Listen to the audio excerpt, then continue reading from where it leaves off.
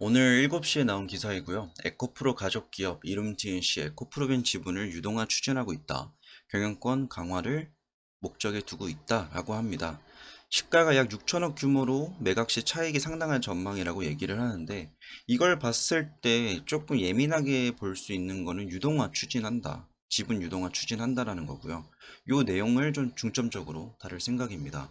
일단 이룸TNC는 가족기업이죠. 향후 이동채 회장이 경영권에서 물러나고 2대 주주인 이룸TNC가 결국에는 경영권을 잡을 거라고 전 보고 있습니다. 근데 이렇게 되면 만약에 이동채 회장이 없어지고 이룸TNC만 살아남는다면 이동채 회장은 아예 일선에서 물러나는 거냐? 그렇진 않습니다. 이룸TNC마저도 이동채 회장이 20%의 지분을 들고 있기 때문에 이분이 사라지고 이룸TNC 혼자서 얘 먹고 얘 먹으면 전체적으로 이승환과 이현수 이 두 자녀가 이 경영권을 쫙 잡게 되고, 뭐 엄마와 아버지는 따로 빠져주는 거죠. 그래서 뭐 기업의 실적이 어떻느니 뭐 이런 내용들보다는 지속 가능한 어떤 성장을 만들어낸다는 가정하에 저는 이러한 경영권을 넘겨가는 과정들이 단순히 뭐 1년 이렇게 걸릴 것 같진 않고요. 이동채 회장이 1959년생이니까 지금 나이로 한 63세 정도 됐죠. 그러면 평균 수명이 몇 살이죠? 뭐, 뭐 여든에서 뭐 요 정도 사신다고 했을 때 한 15년에서 한 20년 정도는 길게 보고 이 경영권을 넘긴다라고 생각을 하는 게 좋을 것 같습니다. 당장 급한 일은 아니긴 하지만 이게 만약에 일이 터졌을 때 넘기려고 하면 이 지분이 갈려요. 시장에서 세금 내야 되고, 그런 세금들 때문에 실질적으로 지분이 다 갈려서 사라져 버립니다. 그래서 그 세금을 부담하느라 부도나는 기업들도 있고요. 그래서 저는 이렇게 천천히 가족 기업을 만들어 놓고 가족 기업이 지분을 계속적으로 취득을 하고 이동채 회장이 나중에 일선에서 물러났을 때 자연스럽게 이룸TNC가 일대 주주가 되는 그림을 그리는 것 같습니다. 그래서 못해도 10년 정도는 잡고 이 프레임을 머리에다 넣어놓고 이 회사를 바라보는 게 좋다라고 저는 봐요. 저는 그렇게 하고 있고요. 내용들이 나오는 걸 보면 약간 이런 내용들이 나와요. 그룹 가족인 이름틴 씨가 에코프로벤 투자한 지분의 수익 실현에 나선 것이라고 얘기를 합니다. 근데 이 지분 유동화라는 게요, 꼭 어떤 매도를 하면서 수익 실현하는 게 지분 유동화는 아닙니다. 물론 지분 유동화하는 것 자체가 내가 보유하고 있는 지분을 조금 더 유동성을 높인다라고 표현을 하는 건데, 내가 예를 들어서 100만 주를 가지고 있으면 이거에 해당되는 주식을 팔기가 어렵습니다. 시장에서 예를 들어서 100만 주를 던진다라고 한다면 변동성이 커지겠죠. 그리고 대주주는 이렇게 본인이 갖고 있는 주식이 매도될 때나 매수할 때 다 공시를 해야 됩니다. 그렇기 때문에 시장에 다 노출되기 때문에 그런 액션들을 쉽사리 뭐 취할 수가 없는 거고요. 이들도 분명히 지금 주식이 많이 올랐기 때문에 여기서 팔고 다시 사고 싶을 수 있을 거예요. 본인들만의 관점이 있겠죠. 여기서 팔고 마이너스 얼마에서 사자 뭐 이런 게 있을 텐데, 워낙 지분도 많고 이게 괜히 시장에 노출돼봤자 본인들의 포지션에 노출돼봤자 좋을 게 없기 때문에 가만히 있는 겁니다. 그래서 저는 어떤 방향성을 가지고 이들이 지분 유동화를 할 거라고 보냐면, 사람들이 대부분 생각을 하고 이 기사에서도 얘기를 하는 것처럼 지분 유동화는 꼭 매각을 통해서 이루어지진 않을 것 같고요. 저는 현재 에코프로비엠이 이렇게 주식이 올랐잖아요. 요거를 담보를 해서 돈을 빌릴 것 같습니다. 이게 무슨 말이냐면, 제가 이전 영상에서 요 1,500억 규모의 사채가 있었다. 이게 에코프로에서 여기서 발행돼 가지고 이렇게 올랐는데 못 팔았다. 그리고 나서 1년 지나서 여기서 해가지고 지금 다시 이렇게 올랐죠. 요쯤 와 있을 겁니다.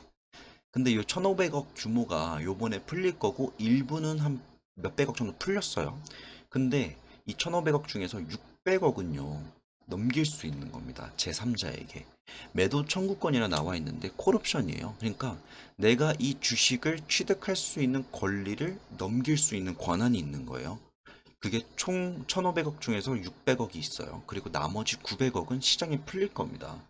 그리고 요때 당시에 600억이 누구한테 갈지, 언제 발행할지, 그 제3자와 회사와의 관계가 무엇인지 밝혀지지 않았으나, 여기서 나와 있는 제3자가 될 수 있는 자는 최대 주주 및 그 특수 관계자입니다. 그러니까 에코프로 본인 혹은 이름 TNC인 거죠. 그러면 이름 TNC가 이 600억을 취득하기 위해서는 비용을 지불해야 됩니다. 여기서 비용이 매매대금을 사채 발행일부터 매매대금 지급 기일 전까지 연복리 0.5%의 이자율을 적용한 이자를 가산하여서 산출해서 지급하면 되는 겁니다. 그것만 지불을 한다면 이거 취득할 수 있는 거예요. 그리고 요 600억 규모만은 강제 조항입니다. 이걸 넘겨라 라고 하면 넘겨줘야 돼요. 그래서 이름 TNC가 이걸 취득하기 위해서 600억 규모를 취득하기 위해서 현재 이 기사에서는 에코프로빈이 올랐으니까 이걸 팔겠다라고 얘기를 추측을 했는데 요거를 담보 잡아가지고 주식 담보 대출을 하고요. 요걸 취득을 하면 에코프로랑 BM이 있어요.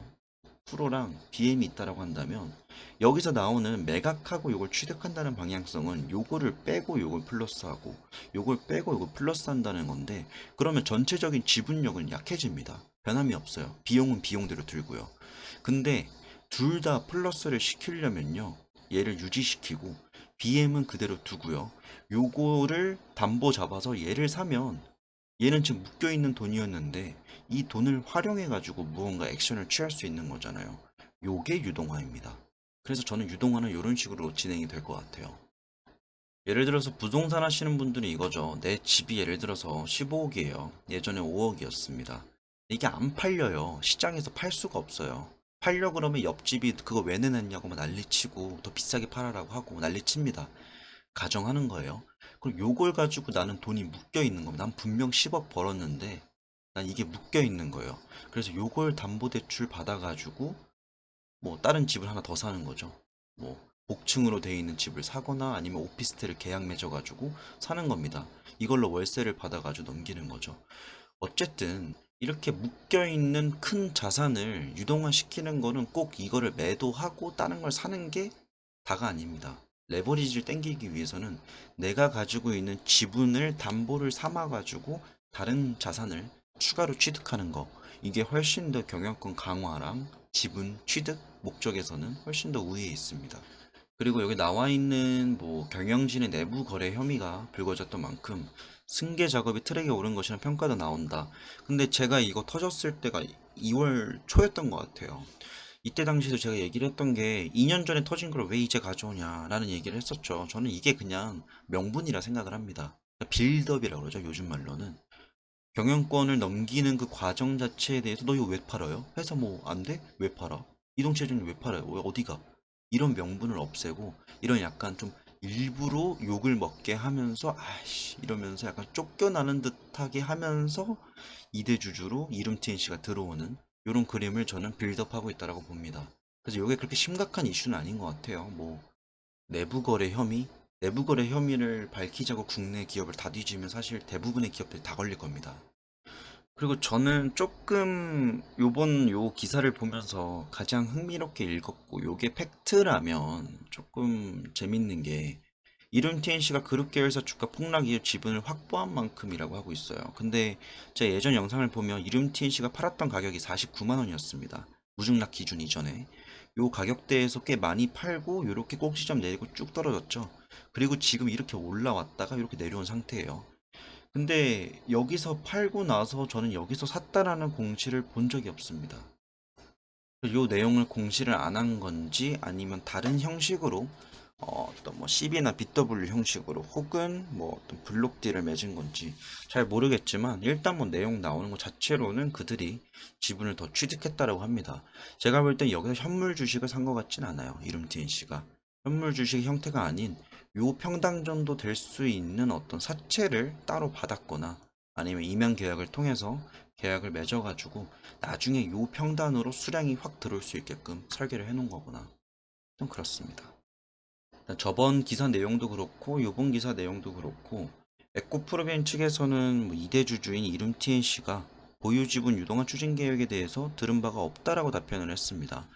근데 국룰인 게 국내 장에서는요 어떤 이슈가 터졌어요. 호재든 악재든 처음에 사실 무근이라 했다가 검토 중이라고 했다가 그 다음에 확정 혹은 무산이 됩니다. 요 네 단계, 이 세 단계가 가장 전형적인 단계인데 지금이 들은 바 없다니까 사실 무근이랑 비슷한 거죠. 나중에 검토 중이다라고 할 수 있고요.